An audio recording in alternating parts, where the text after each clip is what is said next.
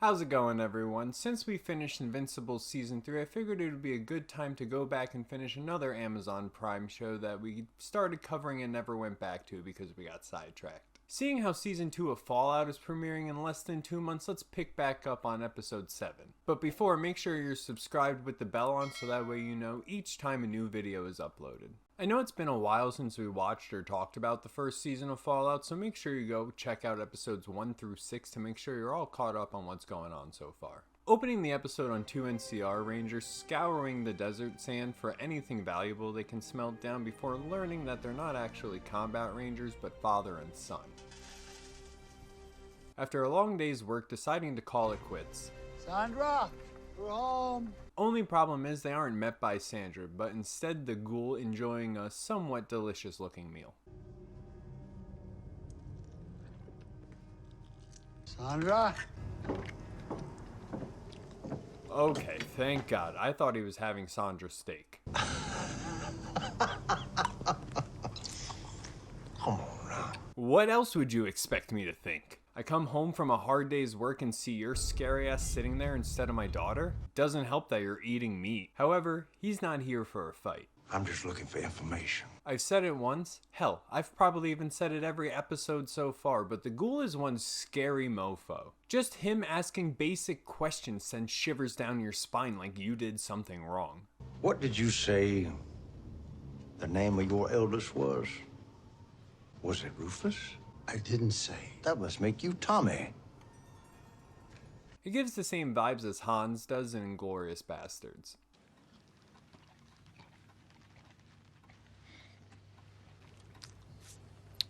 Monsieur, à votre famille et à vos vaches, je dis bravo. Merci. Pour moi, un café serré. Et pour la demoiselle, un verre de lait. The intense questions get him the answers he was looking for, but unfortunately... Am I really walking out of here today, or are you gonna try and draw on me for what I did to your big brother? Tommy's not. Hitting a flashback to pre-Gould Cooper at one of those meetings that Charles Whiteknife invited him to, acting like your parents do whenever you bring up your childhood traumas. This is about all the horse shit I can take. Transitioning to the conversations that would be had at my in-laws' family events if I ever opened my mouth. There's a lot of money in selling a political ideology that ends in breadlines. However it works, Cooper giving her the time that she requested as they walk down a hallway. Giving him a little tinfoil hat talk about how Vault-Tec is buying up all these corporations and science labs and is now... Put it on the shelf? All because it didn't fit into their business model. Before asking Coop to spy on his wife via earpiece and walking off into the sunset.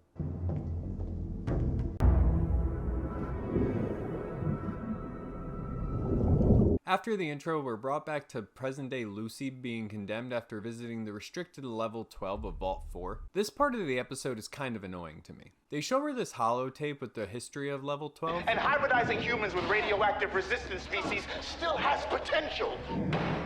Explaining that the original Vault Dwellers were basically test subjects until Lucy says that her vault isn't like that. Benjamin Overseer then asks, "What was the experiment in 33? Which, to our and Lucy's knowledge, there isn't any going on. However, Birdie makes us question this.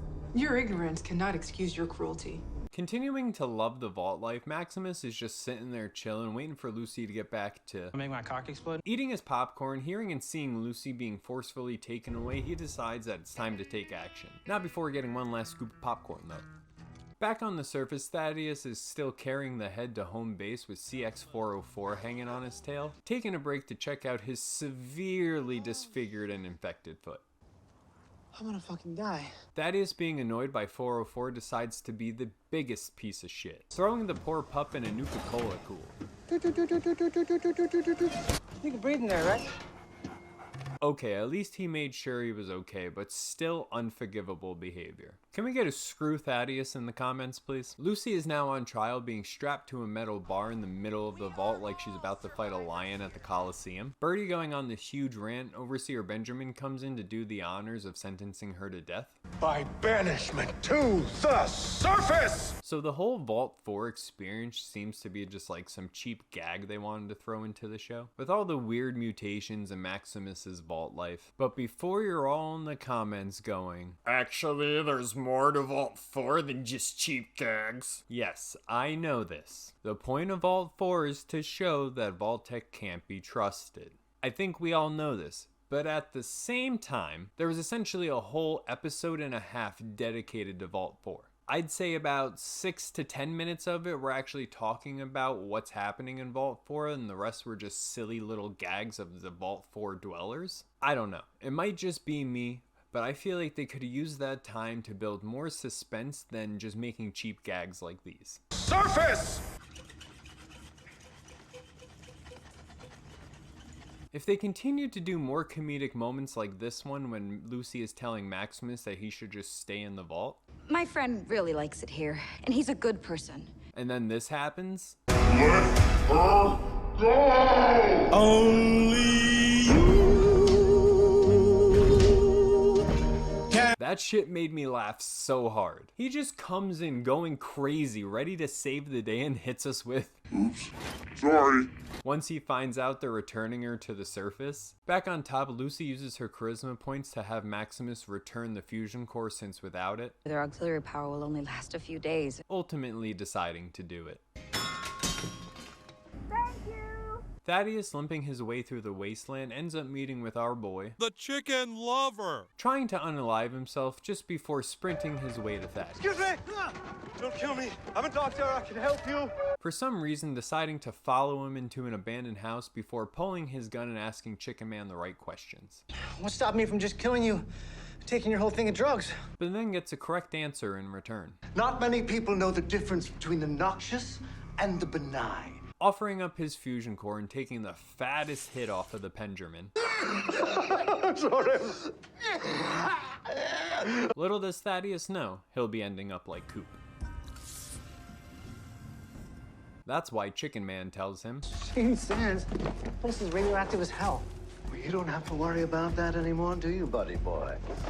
joining up to the mainland of Vault 33, Rico is passing out the Raiders' meal. Learning how someone is poisoning all of the dwellers with rat poison, Overseer Betty is up to her scary ways, giving Rico some more cryptic messages. What did I tell you, Norman?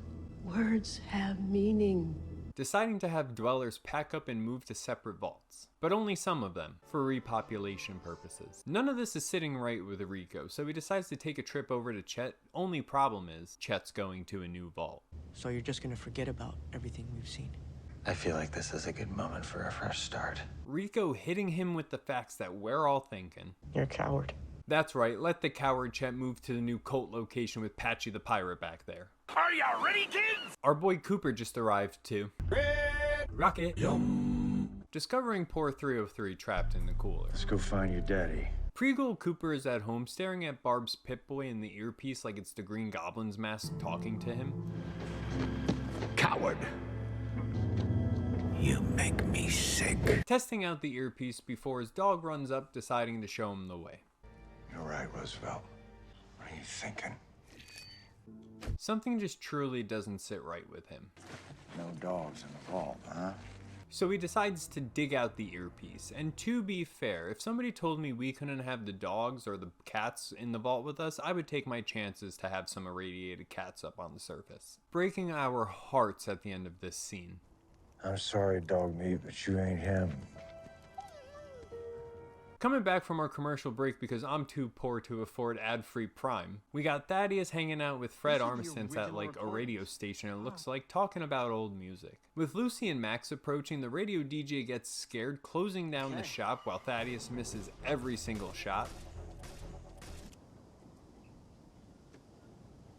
God, I suck without a scope. Just before taking an arrow to the neck. Why am I not dead?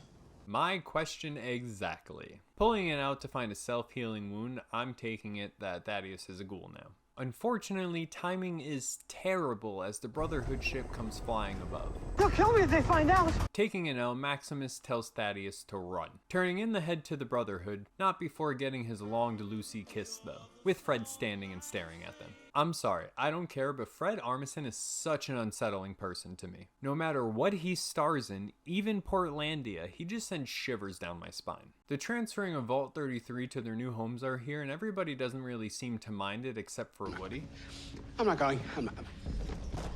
Whoa. All right there. How is Chet not seeing the wrong in this? Dude's being forced out of his home by gunpoint and he's just standing there like, yep, this is nice.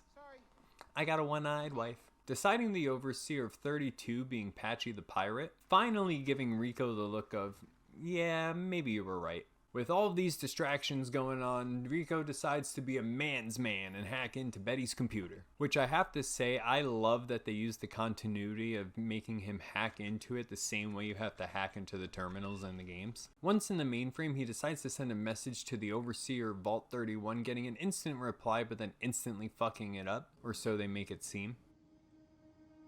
Until getting this reply back.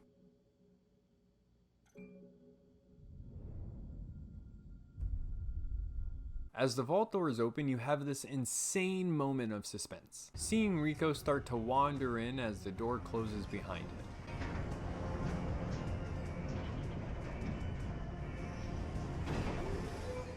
Alright everyone, that's going to do it for this episode 7 review of Fallout Season 1. With only one episode left until Season 2's release in a couple of months, I knew I had to finish up these reviews. If you enjoyed this video, make sure to hit that like button. Don't forget to comment below if there's anything I missed that you thought should have been included into the review, or any other films or shows you'd like to see be reviewed in the future. Find me all across your favorite social media platforms, which are listed in the description below. I just want to say thank you for watching, and thank you for all of the support that you guys have given me within the past couple of months. It is crazy how much we have grown as a channel.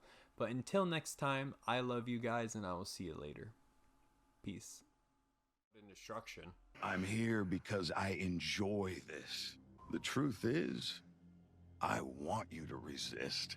This guy is one sick dude though. Finishing his rant stating that there's no better pleasure in life than feeling the warmth of my fists drenched in